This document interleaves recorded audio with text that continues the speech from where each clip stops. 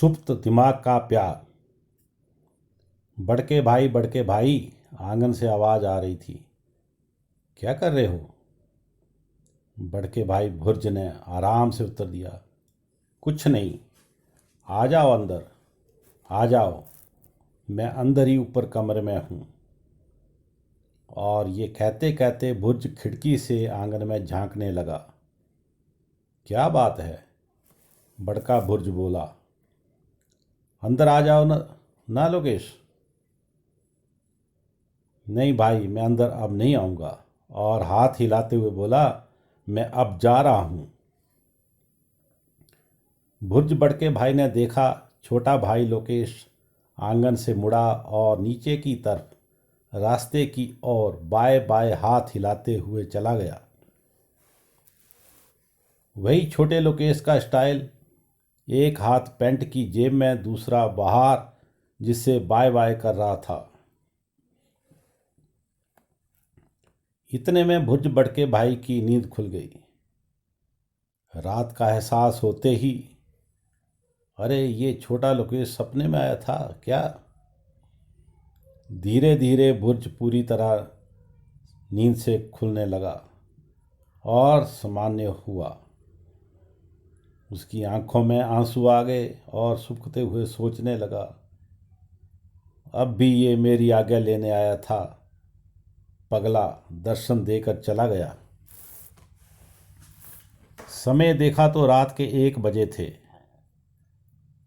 आज तो छोटे लोकेश को मरे 10 दिन होने वाले थे। सुबह 4 बजे के आसपास तो उसका बिछावन कंबल उठाकर सुनसान जगह पर फेंकना होगा। भुर्ज लेटे ही लेटे ख्यालों में चला गया और उसका दिमाग अतीत की और चलचित्र की तरह चल पड़ा। इसमें कोई शक नहीं था कि छोटा भाई लोकेश बिगड़ैल था। जब से वह बैंक में नौकरी लगा था तो पैसा आने शुरू हुआ जो उसकी जेब में उछलने लगा था। पहले सिगरेट, फिर शराब की लत पड़ गई और जब शादी हुई तो पत्नी ऐसी मिली कि वह भी खुली खर्चीली। धीरे धीरे कुछ रिश्तेदारों के साथ पार्टी होने लगी। सिगरेट शराब के साथ ताश ने भी घर कर लिया। खर्चे बढ़ते जा रहे थे। लोकेश अब लॉटरी में भी किस्मत आजमाने लग पड़ा। लोकेश की पत्नी लॉटरी का नंबर चुनती थी और वह टिकट खरीदता था। इन्हीं बुरी आदतों के कारण वह कर्जे में डूबता जा रहा था। लोकेश का बुरा समय बुरी संगत के साथ शुरू हो चुका था। भुर्ज के समझाने पर भी लोकेश छोटा भाई सुधर नहीं रहा था। दोनों भाई दिल्ली में ही नौकरी करते थे, पर अब घर भी अलग अलग हो चुके ताकि लोकेश और उसकी पत्नी को आज़ादी रहे। सब मन मर्जी के बाद भी लोकेश अपने बड़े भाई भुर्ज की पूरी इज्जत करता था। एक बार लोकेश अपनी पत्नी को बुरी तरह डांट रहा था, जिस पर भुर्ज लोकेश पर क्रोधित हो गया। बाद में लोकेश ने बताया, बड़के भाई, यदि मैं इस औरत को हर बात मैं इनकार नहीं करूं और इसकी हर बात मानता रहूं तो अब ये खराब लतें जो पड़ी हैं जिनसे तबाह हुआ हूं उसके साथ आपको भी खो चुका होता। लोकेश का समय खराब ही चल रहा था। बैंक से भी लगातार गैर हाजिर रहने पर और मनमर्जी से छुट्टियां लेने के कारण लोकेश की ट्रांसफ़र पहाड़ी ठंडे इलाके में कर दी। ठंडे सुनसान पहाड़ों में शराब का सेवन भी बढ़ गया। गर्म चीज़ों के सेवन से लोकेश के पीछे की तरफ एक बड़े फोड़े ने घर कर लिया जो एंटीबायोटिक दवाइयों से भी नहीं सूख रहा था। लोकेश को उठने बैठने में काफ़ी परेशानी होने लगी थी। एक बार दोनों भाई गांव में आए थे तो लोकेश ने अपनी परेशानी भुर्ज बड़के को बताई और कहा, इस फोड़े से बहुत परेशान हो चुका हूँ।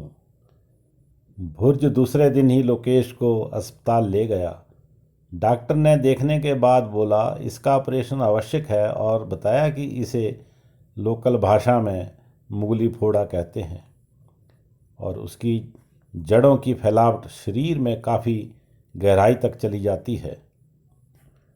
2 दिन बाद ऑपरेशन शुरू हुआ, किंतु ये क्या, फोड़ा काफ़ी गहराई तक था, खून का बहना रुक नहीं रहा था। भुर्ज बड़के ने खून डोनेट किया और साथ में आए 2 रिश्तेदारों ने खून दिया। रात को ही स्थानीय अस्पताल वालों ने हाथ खड़े कर दिए और लोकेश को chief medical centre Ludhiana refer कर दिया। दुर्भाग्य से वहां तक जाते जाते लोकेश का बहुत खून बह चुका था और दूसरे दिन ही उसकी मृत्यु हो गई। लोकेश की बॉडी को गांव लाया गया, दाह संस्कार हुआ, पूरा परिवार शोक में डूब गया। गांव की प्रथा अनुसार 10 दिन का शोक था। कंबल बिछाया गया और आज 10 दिन के बाद अंधेरे मुंह 4 बजे कंबल को उठाकर सुनसान जगह फेंक आते हैं। फिर नहाना धोना शुद्धिकरण होता है। इतने में कुछ पड़ोसी रिश्तेदार औरत जो वहीं सूरज के घर पर ही सोए थे उठ गए। 4 बजे का समय हो चुका था। भुर्ज बड़का भी ख्यालों से बाहर आया। प्रथानुसार लोगों ने झाड़ू लगाकर और कंबल उठाकर सुनसान जगह फेंक दिया। पर भुर्ज बड़का छोटे लोकेश के बारे में ही सोच रहा था। बहुत दुख झेला इसने अंत में और छोड़कर चला गया। 1 सप्ताह बाद भुर्ज भाई के साथ फिर एक घटना घट गई। भुर्ज जब गांव के शमशान घाट के पास से जा रहा था तो उसने दूर से देखा लोकेश दूर शांत बैठा है और उसे ही देख रहा है। भुर्ज चलते चलते ठिठक गया। 2 मिनट दूर से दोनों ऐसे देखने लगे कि एक दूसरे की आंखें ठहर गई हों। भुर्ज ने देखा, लोकेश उठा और फिर वही चिर परिचित उसका स्टाइल, एक हाथ पैंट की जेब में और दूसरा बाहर। लोकेश मुड़ा और शमशान घाट की तरफ चला गया। इस बार ना तो उसने हाथ हिलाया ना कुछ बोला। भुर्ज दोनों दृष्टांत ना भुला पा रहा था। उसने एक ज्ञानी पंडित जो सपनों का जानकारी भी रखता था से जाकर ये बात जानने की कोशिश की कि क्यों एक बार सपने में आया और दूसरी बार आंखों से दिखाई दिया। पंडित जी का एक शब्द का उत्तर, सुप्त दिमाग का प्यार, जो इंसान को सच्चाई दर्शाता है। आत्मा की सच्ची आवाज़ को मनुष्य समझ नहीं पाता है। ये इशारे तो सब कुछ कह जाते हैं। ये लोकेश का शुद्ध दिमाग का प्यार ही था।